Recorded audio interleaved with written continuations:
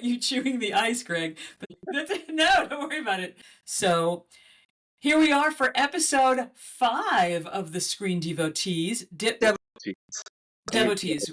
We're devoted. We're devoted to the screen. Anyway, yes, here I am. I'm Laura. Beth? Greg. Are you Beth? And what about you, Greg? Who are you? I'm Greg Still, I believe. Yes. Greg Still. That reminds me of in theater camp the musical they were putting on, Joan Still. It was great. It was great. Anyway, welcome back. Thanks for your patience while we geared up to do this next episode. It seems like forever. It has been forever since we've done an episode. Various reasons for that. For those of you who did not read on my newsletter, the last episode, I was very sick. And Beth, you went out of town, right? Yes. Where did you go again? Oh, I went to the Olympic Peninsula of Washington State. You did. The Olympic Peninsula. Washington State. I could look across the Strait of Juan de Fuca and see Vancouver Island. I was very close to going over to Canada and staying there. And none of us would blame you if you did. Yeah, I would imagine it would be very tempting to want to just bounce, just go for it. But you didn't this time. You're here, and you also had an art show, which is very exciting. You sold a bunch of books. Those of you who are listening, if you're not following ZB Cat on Instagram, you're missing out because Beth has some great artwork. Yes, giving you a little shout out there because you really do wonderful work, and I'm happy that you were able to sell some of your work. And what's really cool about Beth's artwork, which she's currently doing, her main thing, collages, altered books that have collages in them, but you're also doing a lot of ceramic work now, which is really exciting to see that development, and that's wonderful that all that's happening in the clay studio. Yeah. And so go check out her account. Maybe shoot her a message if you want to pick up one of those altered books for yourself. And Greg, I wanted to give you a shout out. This is not the only podcast that Greg is on. Greg is sort of a podcast celebrity up in his current home state of Oregon.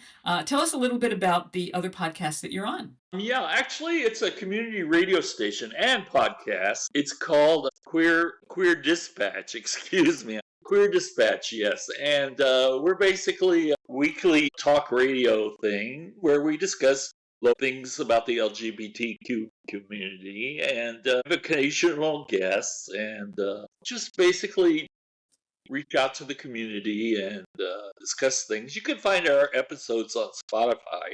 Just do a search for Queer Dispatch, and they're there for free, and we enjoy it. I have a co-host, Barbara T., and it's great. Enjoy it. That's awesome. That's really great. And I look forward to listening to those episodes. And yeah, I mean, if you're going to start listening to Queer Dispatch, now's the time to do it. Happy Pride, everyone, by the way. Happy Pride. That's right. You can never be too extra in June, is what I heard a newscaster saying today. They were pulling out all the stops because today, of course, it's Pride Month all month long because we get a whole month, lucky us, lucky LGBTQIA plus community. We get a whole month to just fly our flags free and see all the corporations be pro-gay for one whole month, and then in July tell us to fuck off. But I said the F word. But today was the WeHo Pride Parade here in Los Angeles, the West Hollywood Pride Parade. So it was really a very festive day here in LA. So if you're celebrating Pride, cheers. And so we had talked about, Greg and I have been cooking up some ideas for a Pride themed episode of the Screen Devotees, where we talk about some LGBTQ movies, themed movies, or with characters, or just movies that spoke to us when we were growing up as queer people. So look forward to that. That's going to be very exciting. Are you excited about that, Greg? Definitely. It's one of my favorite topics, and I can't wait till we host that show. Yes, I'm excited too. And Beth, we'll let you participate. Well, thank you, because I do watch queer movies. No, I'm just giving you shit. I We Yeah, know. love no, our allies too. believe me, Yes, you will not find a bigger ally than Beth K, for sure. I mean, we're that's right. very lucky to have you in the world for many reasons. Okay, but you know what? Let's talk about movies and streaming series.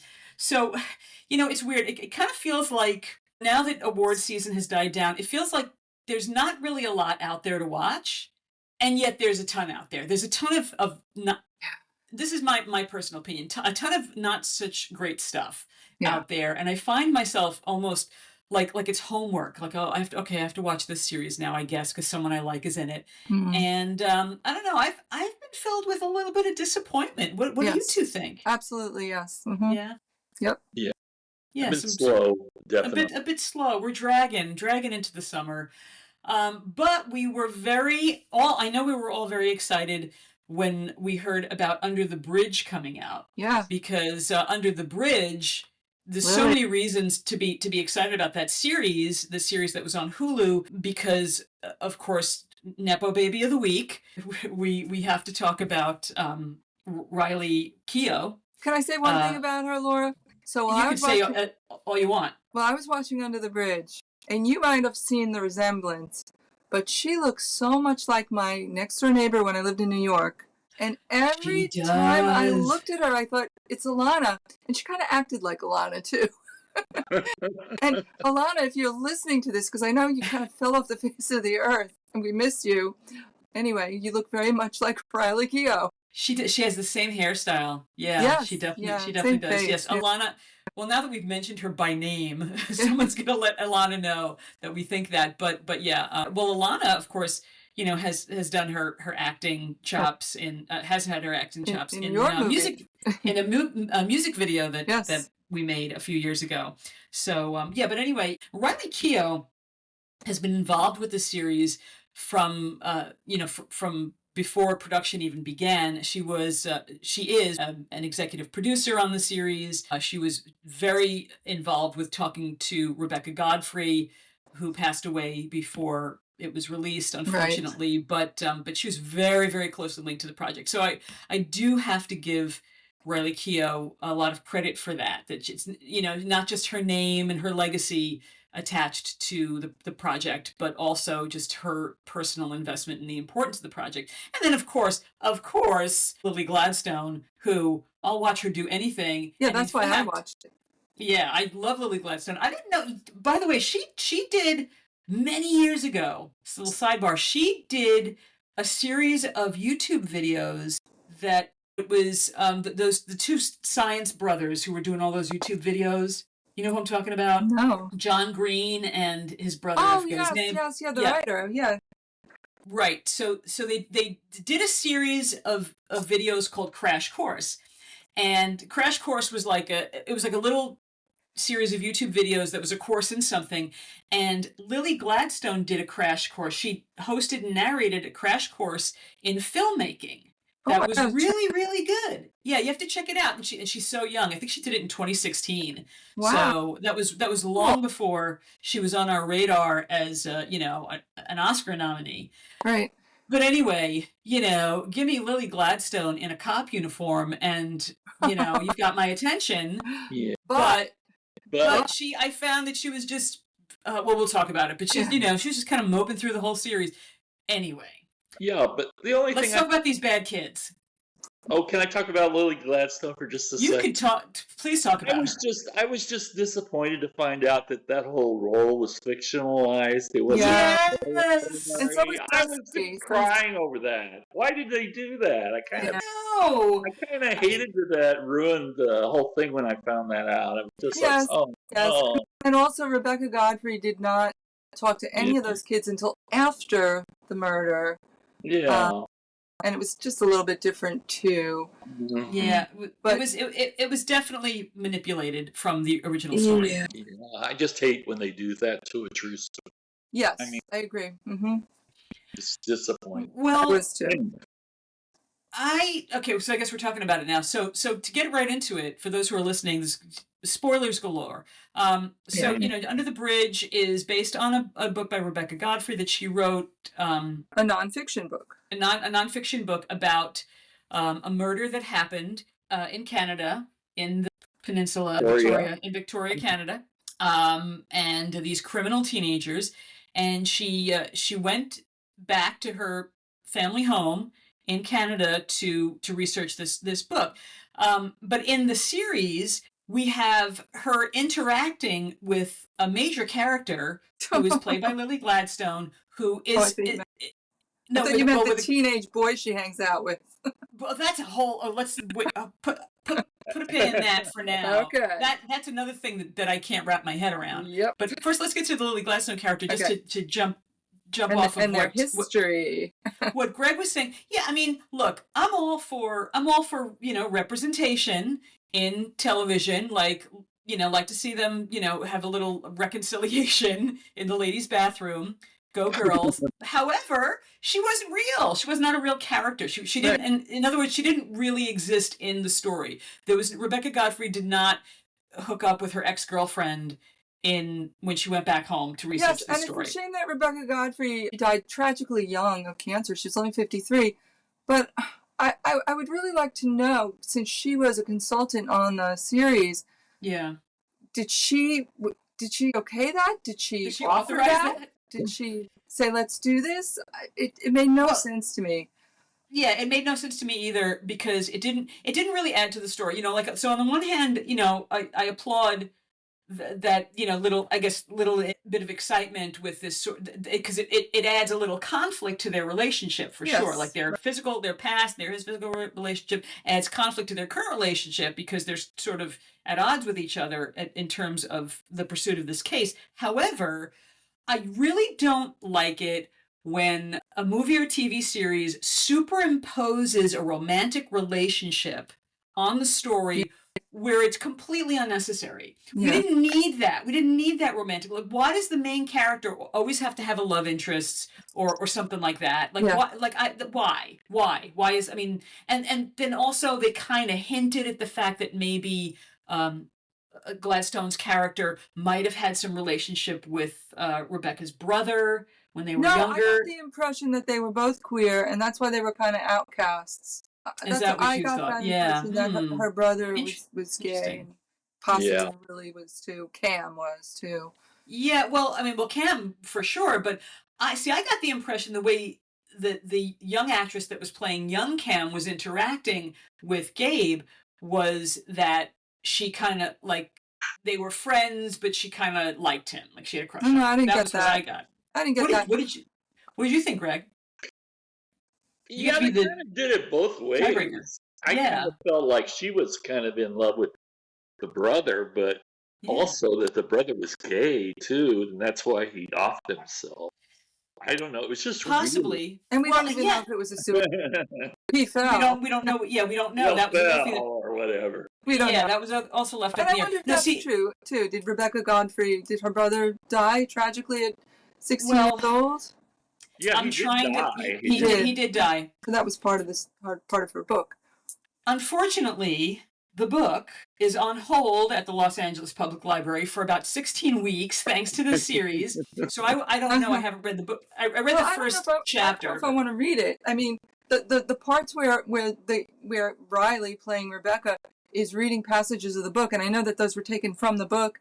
I thought, wow, this book sounds awful. Her writing is just so trite and like a 16-year-old girl wrote it. Yeah, her writing isn't great, but her writing is so, like, she writes it so differently from the way she is played in the series. You'll see, like, you can go to Amazon or to your local library and download a sample of the ebook and get a taste of it. It is true, however, that she does focus the book on the boy. Warren G. Warren Glowatsky, who, by the way, the young actor who played him was phenomenal. Yes, all the kids were great. All the kids were great. But boy, I'll tell you, like, what was up with that? Just the weird relationship that she had with him in this on screen in the series, I found it it was like laughable that she would be it was tripping laughable, balls with a teenage boy, and she's what, 30, 32? yeah, she's well. Not only is she tripping balls with him, but it also felt like she was flirting with him. Like there was a flirtation going on that made me personally extremely uncomfortable. That's the way. Well, Riley Keough I don't think is a good actress, and she's very one-dimensional. Agreed. And I felt like that's the way she acted throughout the whole movie. The way I've read other stuff about it, and the way the author was feeling, is she felt attracted to him because she felt she could have done something bad when she was a teenager. I think she was just trying to get fodder for her story that she was writing. So I don't know. Yeah. You know what? We could all be right, and none of us could be right. We'll never know because Rebecca Godfrey's not around to ask. But that's there you go. See, that's the thing. The reason that this series was, I mean, I was still very invested in the story. I was, looking forward to every episode every week because I wanted to see how it turned out. But that just goes to show you that it was a very flawed production because there's so much lack of clarity. And I had a problem with that. Yeah. And also, like, I'm sorry, but like, you're right. Riley Keough, I'm glad she brought it to the screen. On the other hand, her acting, it's just, I've never liked her as an actress. She had no chemistry with Lily at all. I felt there was no chemistry there. She didn't, but you know what?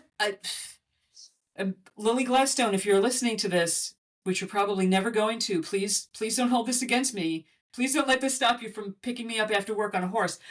I just want... I'm sorry. I'm obsessed with that from that movie she was in. I'm just like, sign me up. Pick me up after my shitty job on your horse. Anyway, it was not my favorite role of hers either. No. I thought she really was phoning it in. Lily, yes. What were you doing? She did not look like it in, girl.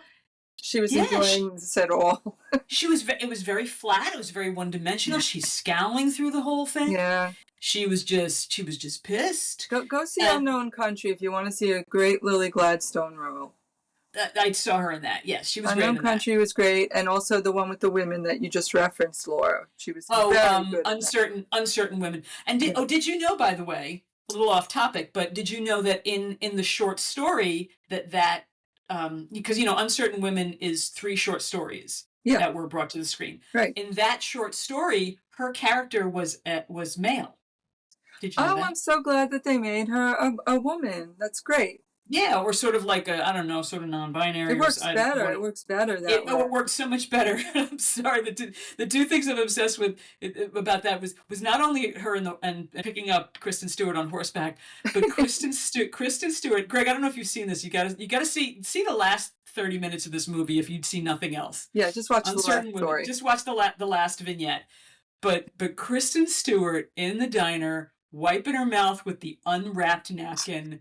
I was dead. You know how in diners... Do you think she improv that? I think she improv. Oh, she had to. That's why Kristen Stewart, like she's very, subtle, but she is a good actress. You just have to catch her doing shit like that. That was real, man. I don't know how Lily Gladstone didn't spit up laughing when she did that, but she plays a lawyer who's teaching a night class, and Lily Gladstone's character, has a crush on her and invites her out to the diner. And so she's like a very awkward character. She's a very awkward young woman. And you know how in diners, how they take the cutlery and they wrap a napkin around it and then tape it? They tape it on. She picks up the cutlery with the napkin taped on and wipes her mouth with it. And she does it it's so funny. She does it twice. She does it twice. And I'm like, and Lily's character still has a crush on her. Still wants to run away with her. I'm like, girl, are things that bad in Montana? And it's that desperate. And the ending of that is it's super heartbreaking. You really feel it's so heartbreaking. Lily. Oh my god, I cried at the end. Let's under the bridge. Okay, back. I want to talk about the girls. girls. Oh, the girls. Those girls were so bad. I mean, they were great actresses, but they were such bad kids. They were very bad, but I have to say, it really touched a nerve with me, and probably you, Laura. growing up on Long Island in the 70s in high school, we went to a junior high school that was part of the high school. So we were 13-year-olds around 18-year-olds. And for me, when I started 7th grade, I could really relate to Dusty's predicament, because when I was in 7th grade, I fell in with these kids that were very popular, they were very tough, and I wanted to be a part of their crowd. And I did things that I regret to be a part of their crowd. And it got to the point where, like with Irina, and I might not have ever told you this, Laura, I'm not going to go into it, but what happened one night, they put me in a situation that these were girls that I remember them. That bordered on sexual abuse, if not definitely psychological abuse. And that's when I broke with that group. But I know that pull when you're a kid and you want to be part of that group, you're going to do whatever it takes to be a part of that group because you're stupid and you don't have that strength of character yet that I didn't get until I was much older. So I really felt for Dusty, her conflict. And of course, she was a made-up character, but she was an amalgam of a bunch of different girls. Yeah, she was into her. So I thought she was really one of the most heartbreaking. Well, Rena was, of course, too. But you know what pissed me off about the Rebecca Godfrey character? She's hanging out with Warren G. and she's talking about how he has such a bad life and abandonment. She never once gave Dusty any of her time, and she could have befriended Dusty in the same way. She could have. I agree with you, but also remember that Dusty was very inaccessible in the beginning. I think one of the reasons that she was more readily accepted by Warren is because I think Warren opened up to her. Warren allowed himself to be vulnerable with her. I think because remember in the beginning, before it was only until after they had already gone to juvie that Dusty started to turn her back on the girls. Right. You know, because remember, like every time they confronted Dusty about the truth, she'd clam up and she put on that tough veneer. Yeah. She put on that tough veneer that she had been keeping up. So I think she wasn't really accessible enough. But no, I agree with you. I agree. But you know, like it really made Rebecca Godfrey's character look bad that she was like how she befriended Joe, how friendly she was with Joe just to like get her story. And then she kind of very manipulative. Very manipulative of those girls. Very manipulative of the girls. And then, and also, you know, opening up to Rebecca, and then Rebecca justifying her relationship with Joe to Cam, saying, "Well, I'm helping you with your case. I'm helping get information." Like, yeah, no, I think you're helping your own personal yourself gain. with your book. And but the actress who played Joe, I mean, she was chilling, but even more chilling was Izzy G, who played Kelly. Kelly was, I really hope that Izzy G gets nominated for an Emmy for this role. She was because great. She nailed that sociopathic stare, that complete, like, no capacity whatsoever for empathy. And it also goes to show you, and I think it was an interesting, you know, they had these characters like Joe and like Warren who came from very, you know, neglected homes, and how, you know, the nature versus nurture when kids grow up to be criminals, you know, you could argue, well, they were neglected, so they had a lot of anger. But look at Kelly. Kelly came from a quote good family. She had everything she wanted, with money. A powerful and wealthy family, and she still was. I mean, sociopathy or a social disorder is, you know, it's an illness. And I think she had it. I definitely think she had it. I think her mom also enabled her. I mean, she was talking about killing this kid on the phone with her mom right in the room. You know, that Kelly, she doesn't have bad dreams, that's for sure.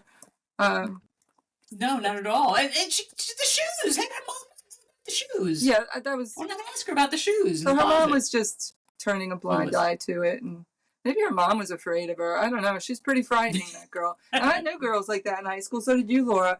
And you know what? After I watched this, I thought I really want to watch Born Innocent again. the Linda Blair, because she's in that juvie hole. And for another thing, what's with this Canadian juvie holes where these girls can come in at midnight and smoke? What kind of foster home is that? They come and go, and you can come and just hang out there, even if you don't live there. Right. It's It's more laid back in Canada. Yeah, I guess they are. Well, I have to say that, and Beth, I appreciate you sharing that personal story. And I'm sorry you went through that, but I do understand. Listening to this, well, I hope you're having a miserable life. And Jen, she was another one. And I remember those girls were so shitty to me because they hated me because you and I were friends, but I wasn't even worth their time. Like, I have to say, thank God I had an older brother.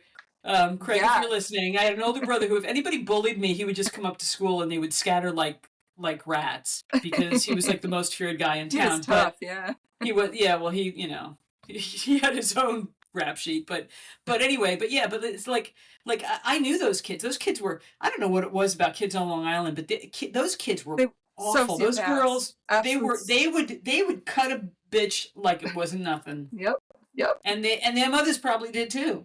We've been talking a lot, Greg. I want to hear you chime in about this series. What are your thoughts? That Kelly scene in the courtroom when she was on the stand. Oh my God. That one really blew me away. I have to tell you, that was one of the most powerful scenes I think I've seen in a long time. To see her, she just started going on and on and on. It was just, I just said, my God, this woman this girl is way too much, because she really showed her colors. I mean, she was trying to be her very best, but her well, she doesn't get away with it. She's always got it. But when she's on the stand, the judges like, I'm just a kid. Yeah, but then I think she really started to unravel, like when she started talking in the accent. And that's she really did that. In a British accent, and then she started shouting and banging her fists and like, well, now you did it to yourself, sweetheart. And then she ended up having kids of her own. How the hell does that happen?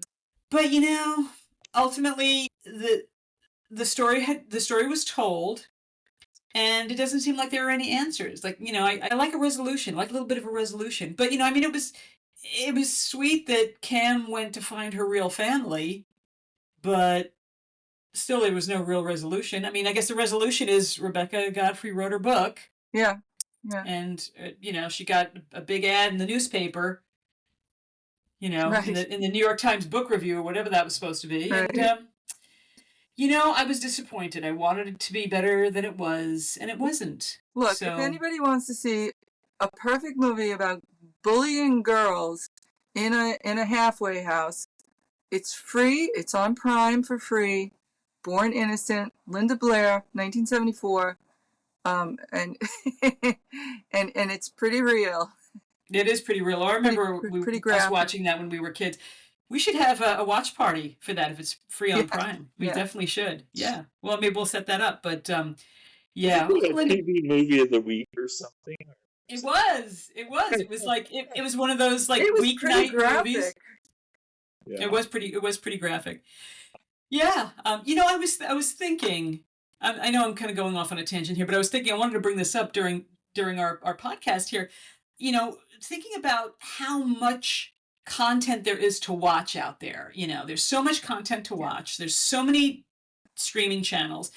And thinking, we're of the generation, us three, where did you know that there were only 7 channels when we were young? When we were in our teens and 20s, there were seven channels, and that was it. The three major networks. 3 networks. Local. We had 3 local channels. PBS.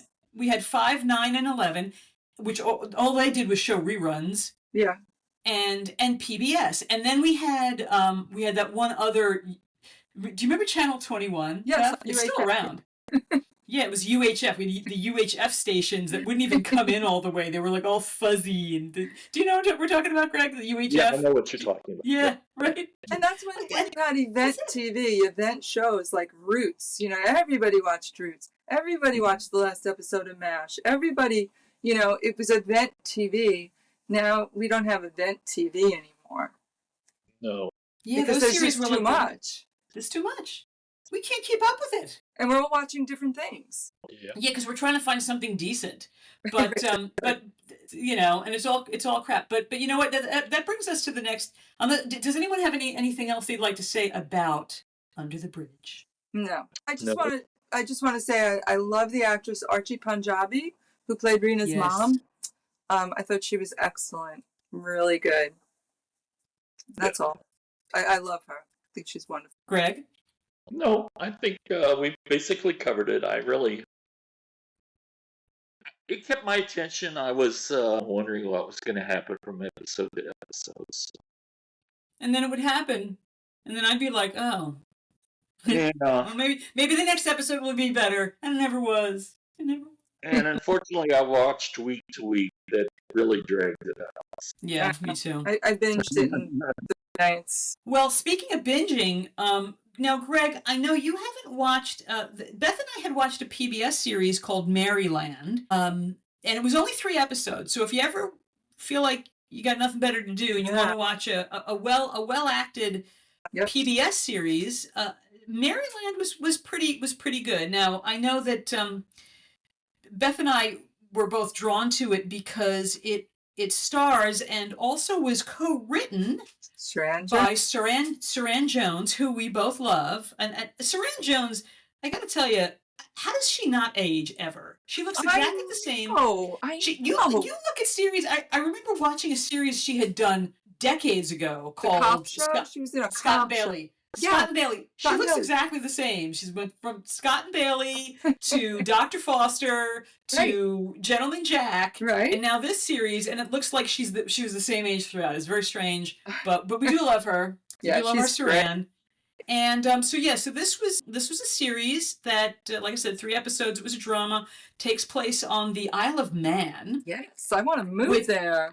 Which I knew you'd love it. I saw it. And I was like, this looks kind of like the Oregon coast, except with accents. Yes.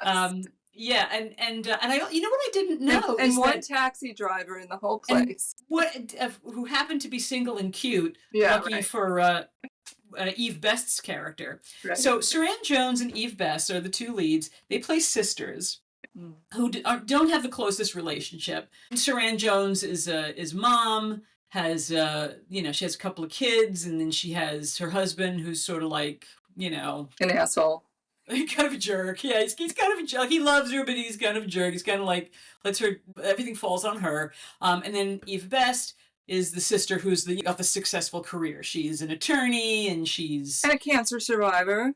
And a cancer survivor. Yes, that's right. And but she also has she's banging some young guy at the office, and she's the bad girl. Anyway, so they're brought back together after being estranged by their mother's passing. And their mother passed away on the Isle of Man, where she had apparently been visiting.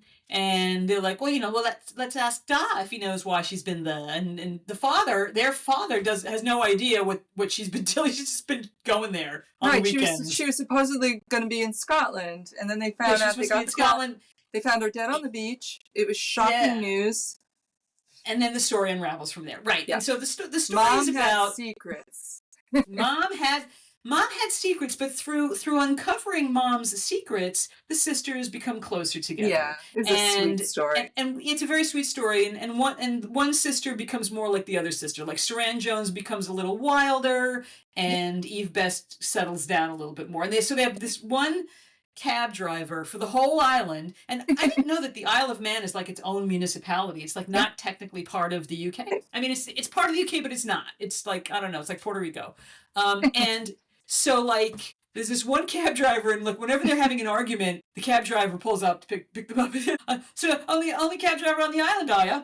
And so it turns out that Eve Best, I don't know, there's some flirtation going on, and of course, the cab driver is a very nice guy. He's like the perfect man, basically. Really he's very compassionate. He's, he jokes around. We learn later that he's not, because you'd think, well, what would she want with a cab driver? But it turns out he used to be like an engineer or something. Yeah. Anyway, but the real gem of this series is a supporting role played by Stockard Channing. Stockard Yes. Channing is so good in this series. So Stockard Channing, who's in her 80s, in her I fucking couldn't 80s, believe that. She looks so good too. she's killing it. Yeah, In her she looks jeans great. and her boots and her cardigan, her big bulky sweater, and she's dealing pot and all kinds of things. Yeah, she's the island dope dealer. We find out. She's from America. You know, she's an expat. she's from Texas. She's got a Texas accent. She knows everybody's business. Yep. It's great. Yeah, she's great. Yeah, so we find out. She knew the mom very well. Yeah. She knew that she was very close to the mom, and yeah, you know, I don't watch a lot of PBS, but I really liked it. do, and I have to say I love it because their series are usually only 3 to 6 episodes long. So that's good. Usually do it in a night or two, and they're usually much better than anything made in America. That's all. It's just called Masterpiece now. It used to be called Masterpiece Theater. Now it's just Masterpiece. Just Masterpiece. It's Masterpiece. Yeah. So anyway, Greg, that's what we saw. We liked that. We enjoyed it. Yeah, and there's more to the story, but we're gonna leave out some spoilers in case you want to watch it. Yeah, they're big spoilers. I really recommend it to everyone highly. Just pay $5 a month and you get the PBS passport and you can watch everything. You know, my father used to support it. He sent a lot of money to PBS, so I'm gonna live off his legacy. What else have we been watching that we like, kids? Beth, tell us about Shogun, which I'm probably never gonna watch. Yeah, so Shogun, I really loved it. I remember the miniseries that everybody watched in the 80s with Richard Chamberlain, and it was really cheesy and it wasn't that great. This was so good. It prompted me to read the book, which is like a 1,400-page book. My God! But it's mostly the whole thing's mostly spoken in Japanese. The costumes are incredible. The acting's incredible, and you know, it's 1600, and this British guy ends up in the Japans, and he's the only British guy there. It's all run by the Portuguese. So there's, the story about the Portuguese, how they're using the Japanese to trade with China because Japan can't trade with China. So Portugal becomes the middleman. Anyway, it's very political, and then it's also of the Edo era, the Shogun era. So all these guys are vying to be the Shogun.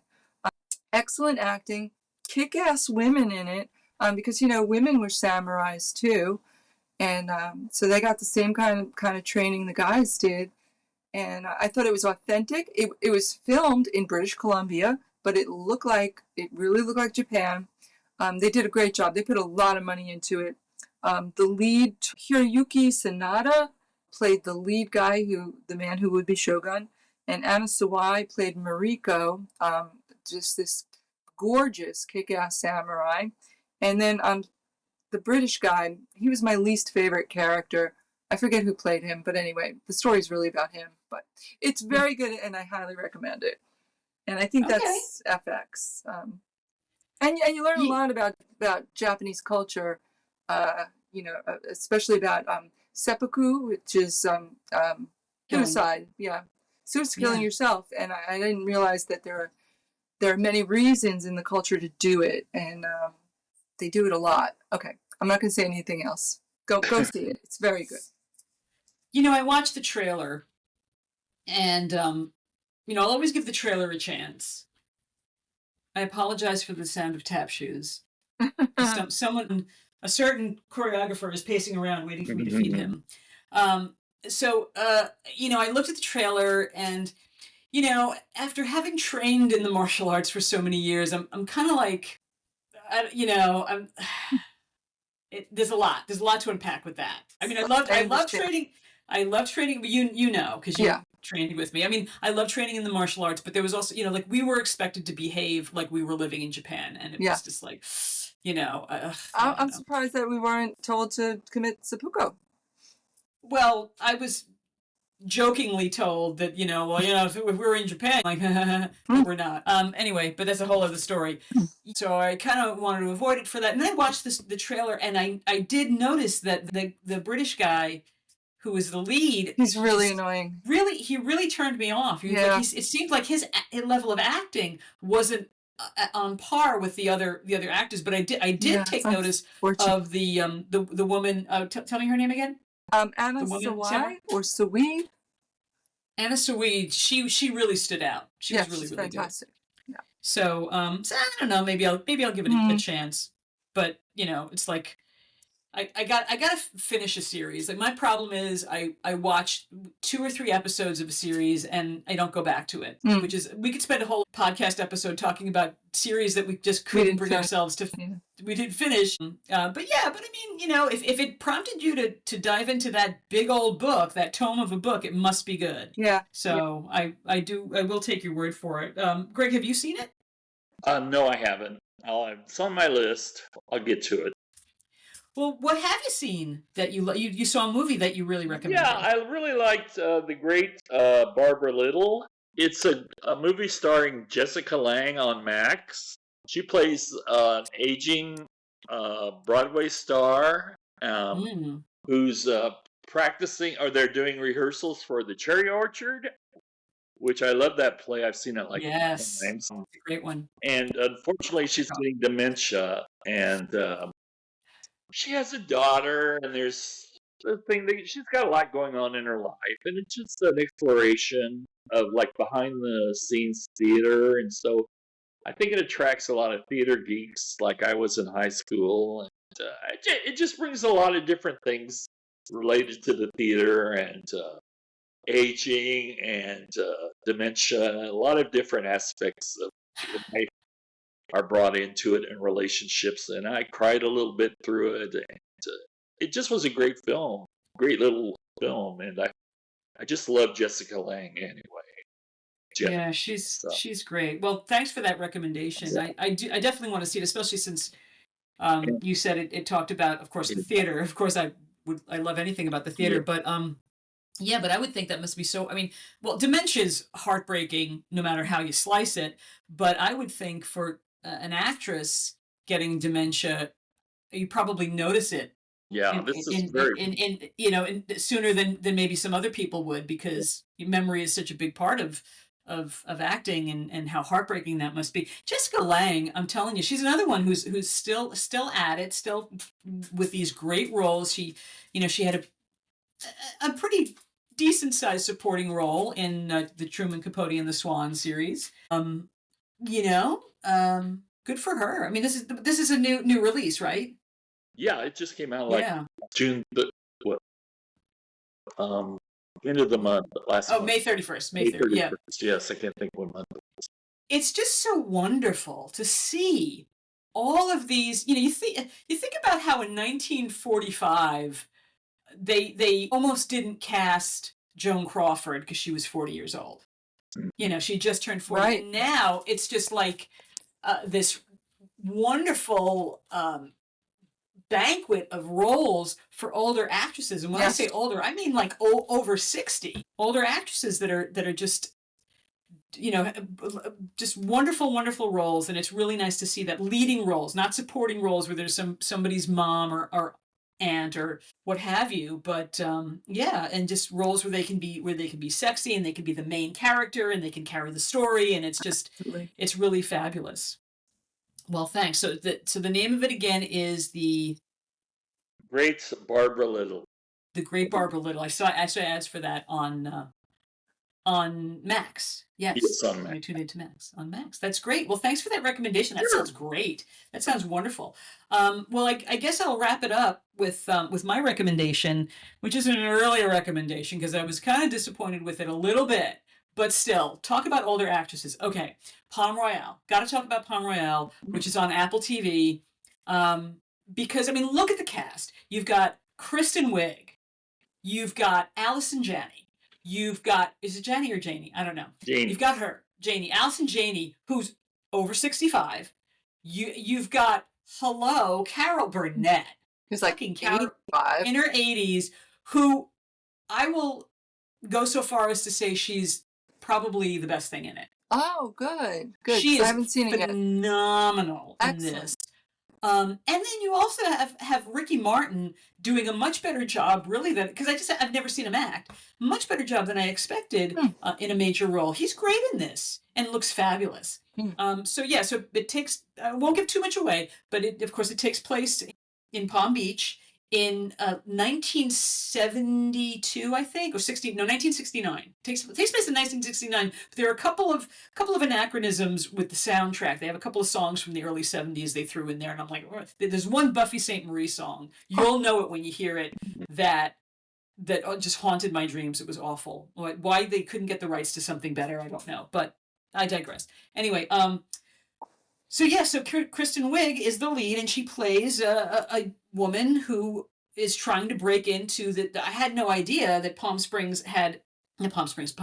Beach had this echelon of society that was so hard to break into. Like, I knew they had wealthy people, but I didn't know, like, they had, like, you know, like Boston Brahmin level echelons of society and famous families. And, you know, I didn't know about the Shiny Sheet, which is the Palm Beach newspaper that has all the society articles. So she's trying desperately to break into this social circle, and of course they don't want to let her in. It's like a dramatization of like the Real Housewives. It's like the Real Housewives of Palm Beach. Yeah. And the thing I liked about it, the costumes, incredible, such great costumes, the hairstyles, the whole artistic direction. They really went all out, and it's a feast for the eyes. So I do recommend it for that. The thing I didn't like about it, I was really disappointed with Kristen Wiig. Now, here's somebody who's really brilliant. I mean, she's probably one of the greatest comic actors ever to come out of SNL. You know, created all those hilarious characters. She's been great in movies. She was great in Bridesmaids, if you've seen that. I mean, that's a hilarious movie. I was just waiting for her to be funny in this, and she just wasn't. Like, I know they wanted her character to be sympathetic, and wanted the audience to feel badly for her, and I did. But I also wanted her to be funny because she's Kristen Wiig, and isn't that why she's in this role? And she just wasn't. She wasn't funny. Allison Janney was hilarious. She was so great. And she's, you know, Carol Burnett. Great. She just crushed it. She's like it's like Devil Wears Prada, like the Meryl Streep role. She's like that type of a character in this, you know, the nemesis of Kristen Wiig, and she does it so well. And then of course there's Laura Dern. Laura Dern has a major role in it.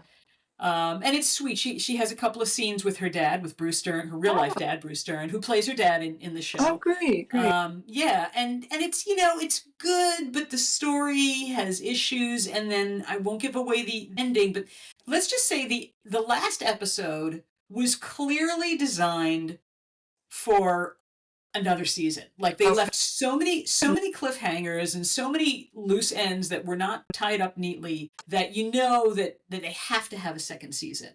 They can't just leave the audience hanging. But they also did something that bothered me. And if you do plan to see it, you'll know what it is. If you don't plan to see it, I'll tell you offline. But anyway, so Palm Royale. I mean, it's worth watching because it's at least moderately entertaining, and for the other reasons I mentioned, but it still kind of disappointed me. I didn't love it, and I wanted to. How's that? What are you going to do? It's Apple TV. What are you going to do? Well, I'm going to try to watch it this week. Yeah, well, watch the first couple of episodes and let me know what you think, and you'll know if you want to watch more. Okay, folks. Well, looks like we're getting close to the wire here. So, so we look forward to our next episode. Greg, you and I will have to talk about our Pride episode. Yep. Anybody who listens to this podcast, I don't know who you are, but do you know that you can interact with us on Spotify? You can leave us messages on Spotify. You can also subscribe to my Substack newsletter that no one reads, and I read it, and it's great, and you should subscribe. I know you do, because you're such a good friend, and I know Greg subscribes to it too. Yes, I do. I read it too. Thank you. And the podcast can be accessed on Substack, and you can also leave us messages there. You can recommend shows for us to watch. I'd really love that, because trying to make good recs. Trying to make sense of the sea of programming. It's just, we're overwhelmed. You can only have so much devotion. So we're going to let you go. We're going to say bye for now. Thank you again to Beth and Greg, and I guess the only thing left to say is happy viewing. Happy viewing. Happy viewing.